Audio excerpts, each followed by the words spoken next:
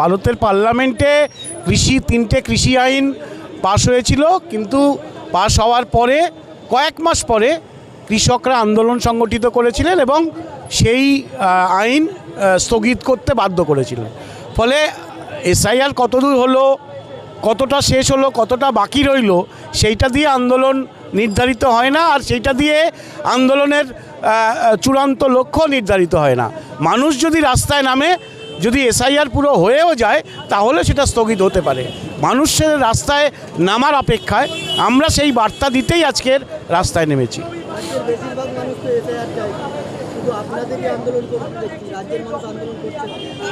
করছে না যায়নি, এবং মানুষ আমরা দেখেছি যে শুধু উত্তরপ্রদেশে 60% মহিলা, 80 লক্ষ মহিলা বাদ পড়েছে। পশ্চিমবঙ্গে 28 তারিখে যে চূড়ান্ত তালিকা প্রকাশিত হবে, জানি না কত লাখ মহিলা এ রাজ্যে বাদ যাবেন, কত লাখ মুসলিম বাদ যাবেন, কত লাখ দলিত বাদ যাবেন, কত লাখ আদিবাসী বাদ যাবেন আমার জানা নেই, কিন্তু আমরা আশঙ্কা করছি একটা বড় সংখ্যা মানুষ বাদ যাবেন, এবং মানুষ বাদ যাওয়ার পর কিন্তু তারাও কিন্তু রাস্তায় নামবে, এই আশা, এই ভরসা রয়েছে।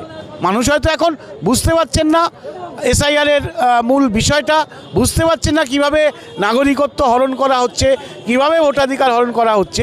মানুষ যখন বাদ পড়বেন নিশ্চয়ই রাস্তায় নামবেন।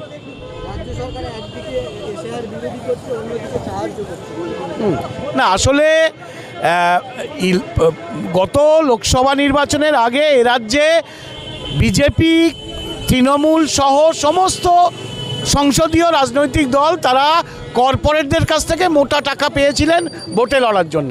এবারে ভোটে লড়ে তারা তো সাধারণ মানুষের ভোটে জিতে, এটা আমাদের দুর্ভাগ্য, তারা সাধারণ মানুষের স্বার্থ দেখে না, তারা কর্পোরেটদের স্বার্থ দেখে, এবং এই এসআইআরটা কর্পোরেটদের স্বার্থের অংশ।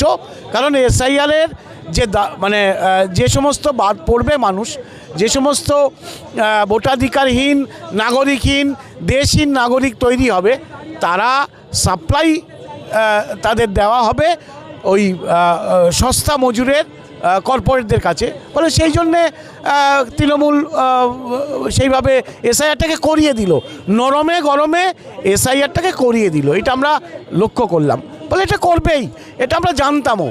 আসলে ওটা মানুষের ভরং দিচ্ছে, সামনে যে গরম গরম বক্তৃতা দিচ্ছে, পার্লামেন্টের কক্ষ ত্যাগ করছে, এগুলো আসলে ভরং।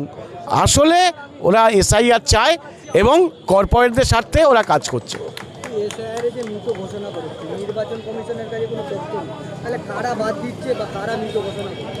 মানে এটাই তো আমাদের কাছে অদ্ভুত লাগছে।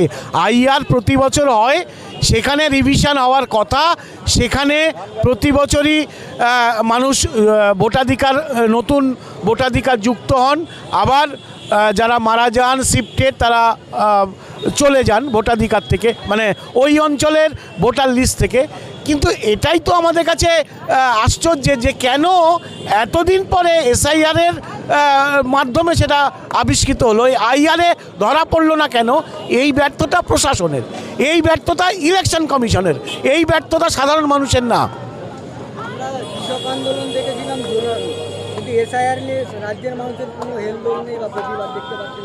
মানুষ বুঝতে পারছেন না, এটা বলা মুশকিল, তবে মানুষ কিন্তু সলতে পাকাচ্ছেন, এইটা আমি আশা রাখি। মানুষ সলতে পাকাচ্ছেন, মানুষ কিন্তু রাস্তায় নামবেন, এবং একটা ভয়াবহ বিস্ফোরণ, মানে মানুষের জনবিস্ফোরণ আছড়ে পড়বে, এটা আমাদের স্থির বিশ্বাস। শুভেন্দু অধিকারী বলছেন ক্ষমতায় আসার 48 দিন পরে রোহিঙ্গা খুঁজে বার করবে।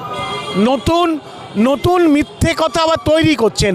তিনি আগে বলেছিলেন হাজার হাজার লাখ লাখ রোহিঙ্গা পশ্চিমবঙ্গে ভর্তি, কিন্তু এখনও পর্যন্ত নির্বাচন কমিশন কোথাও দেখাতে পারেননি যে 100 রোহিঙ্গা পাওয়া গেছে, তার তালিকা দিতে পারেননি। ফলে এই মিথ্যেটা যখন ফাঁস হয়ে গেছে, মিথ্যের বেলুন যখন ফাঁস হয়ে গেছে, তিনি আবার নতুন আর একটা মিথ্যে তৈরি করছেন।